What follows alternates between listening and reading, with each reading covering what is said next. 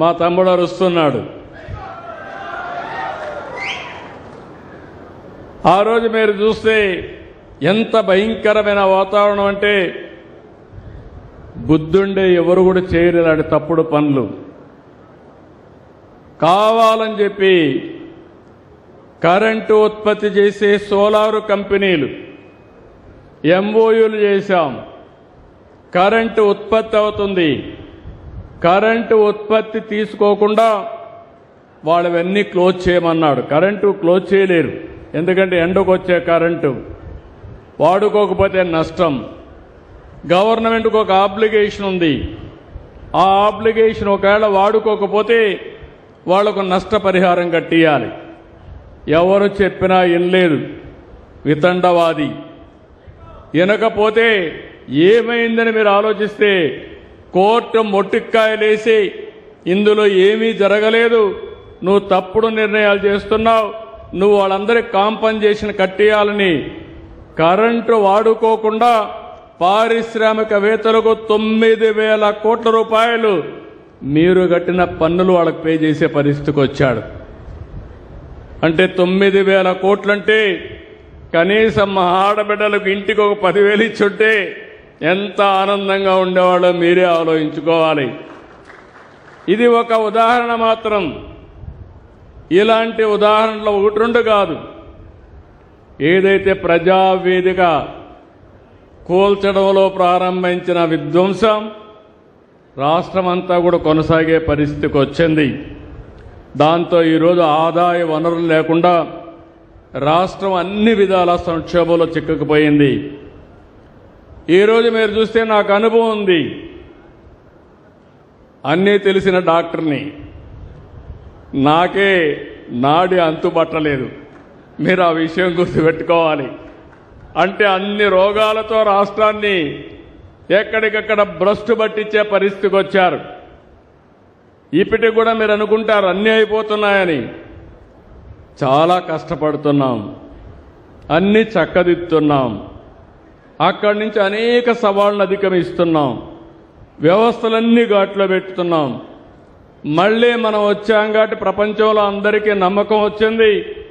నేను కూడా పోయి చెప్పాను, రాబోయే రోజుల్లో మీకు ఇబ్బందులు ఉండవు, ఇది నా గ్యారంటీ, ఇది మా రాష్ట్రం, తప్పకుండా మీకు అండగా ఉంటానని హామీ ఇచ్చాను. దాంతో మళ్ళీ బ్రాండ్.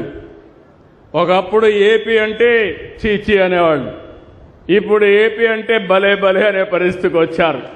ఇప్పుడే మీరు చూశారు, రిలయన్స్ మొదలుకొని అందరూ క్యూ కట్టే పరిస్థితికి వచ్చారంటే ఒకప్పుడు ఈజ్ ఆఫ్ డూయింగ్ బిజినెస్ అన్నా ఇప్పుడు స్పీడ్ ఆఫ్ డూయింగ్ బిజినెస్ అని సెప్టెంబర్లో ప్రారంభించిన ఫ్యాక్టరీని ఫిబ్రవరిలో ఇనాగరేషన్ చేస్తున్నారంటే అది ఈ ప్రభుత్వ విధానం అని మరొక్కసారి మీ అందరికీ విజ్ఞప్తి చేస్తున్నా.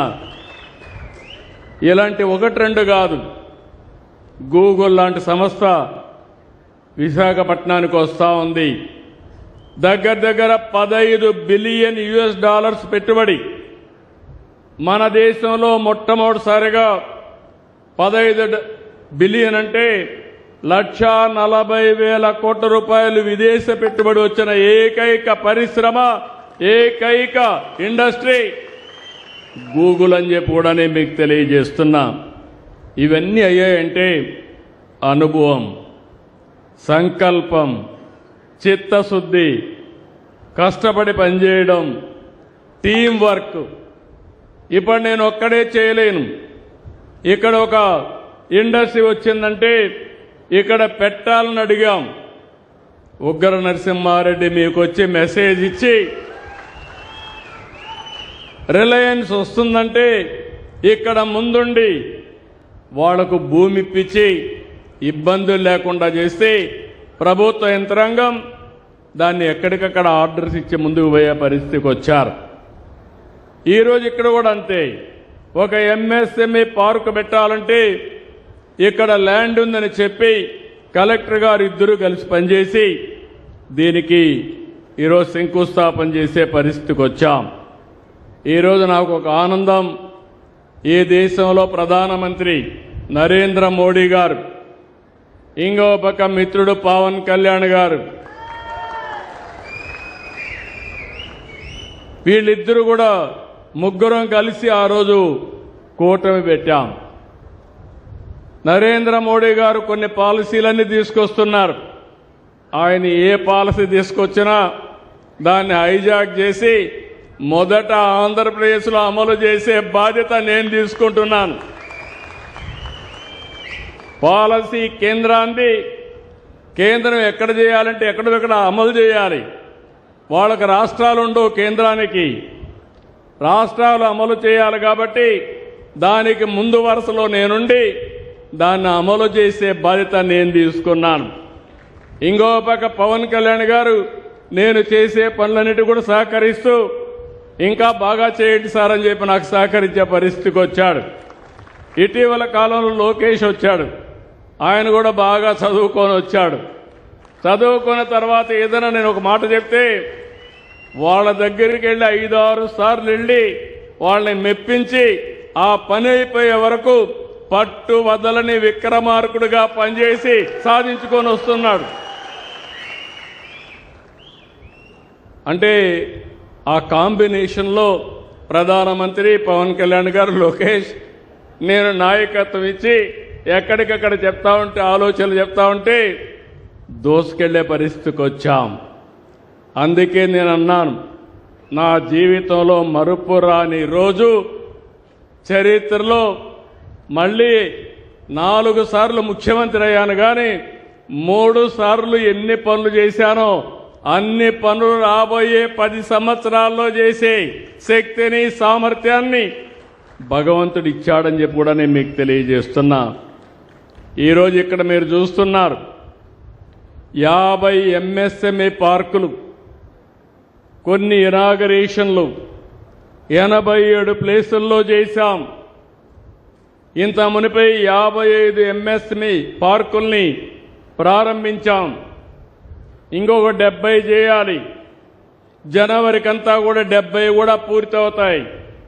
అంటే 175 నియోజకవర్గాల్లో 175 ఎంఎస్ఎంఈ పార్కులు పెట్టి ప్రతి ఒక్క కుటుంబానికి ఒక పారిశ్రామికవేత్తను తయారు చేసే బాధ్యత ఈ ప్రభుత్వం తీసుకుంటాం.